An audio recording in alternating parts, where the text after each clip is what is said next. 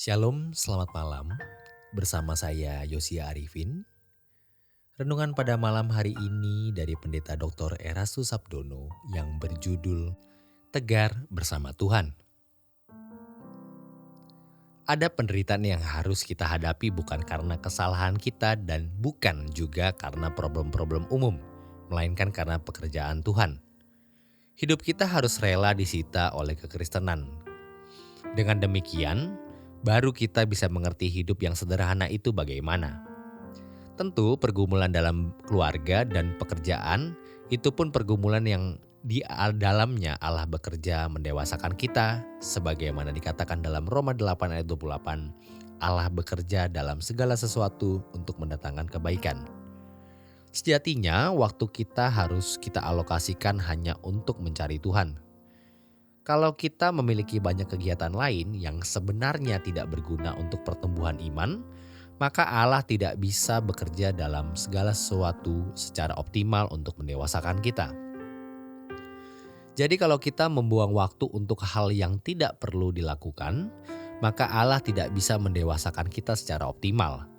Allah bisa bekerja dalam segala sesuatu, tetapi sebagai pukulan peringatan bukan mendewasakan. Maka berbahagialah orang yang cari masalah. Maksudnya ketika dia berkata apa yang harus kulakukan Tuhan, Tuhan akan memberikan kita proyek. Lalu mengapa kita tidak mau mencapai setinggi-tingginya kesucian hidup, setinggi-tingginya perkenanan Tuhan di hadapan kita, seluas-luasnya jangkauan pelayanan? Ini yang membuat kita jadi picik, naif, bodoh, dan miskin. Jangan berpikir kita tidak bisa berbuat apa-apa. Kita itu istimewa dan setiap orang punya keunggulan yang tidak dimiliki oleh orang lain. Tidak ada orang yang tidak berguna. Tuhan bisa buat setiap kita punya peran di dalam kerajaan surga. Makanya harus sesuci-sucinya, sekudus-kudusnya, jangan terikat dunia. Tuhan akan membekali kita dengan semua yang berguna untuk hidup kita pribadi dan hidup orang yang kita layani. Kita mau jadi saluran berkat, bukan? Tapi kalau kita diberkati hanya untuk diri sendiri, bagaimana memperluas rumah, memperbanyak mobil, kita tidak bisa melayani sesama. Dan ngerinya, kalau hal itu dibiarkan, kita bisa sampai level tidak mencintai Tuhan. Suatu hari kita akan melihat blueprint Tuhan mengapa kita jadi laki-laki. Kenapa lahir sebagai orang Tionghoa? Kenapa kita tinggal di sini?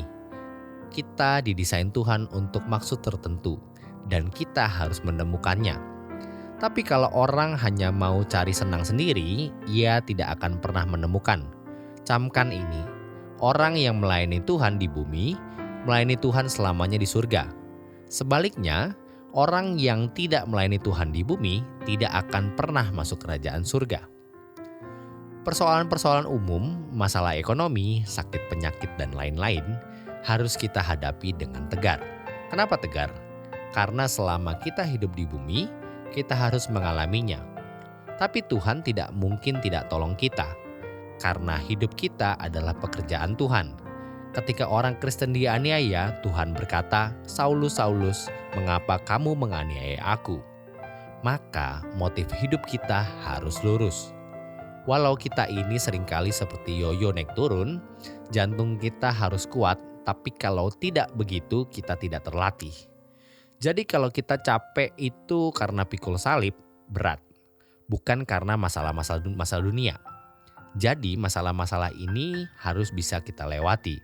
Sebab Tuhan pasti tolong. Bahkan rambut di kepala pun terhitung.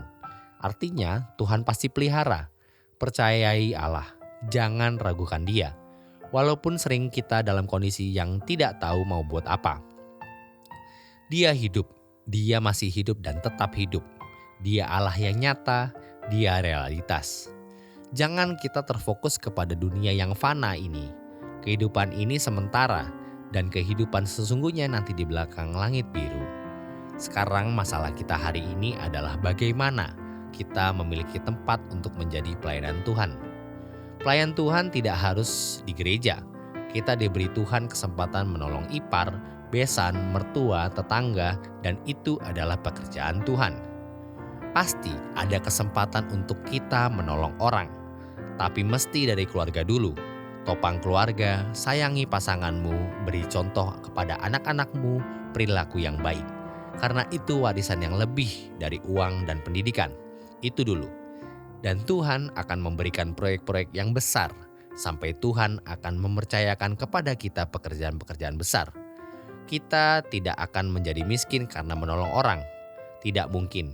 Malah kita jadi tegar, semakin tegar. Demikian renungan pada malam hari ini. Selamat beristirahat, Tuhan Yesus memberkati.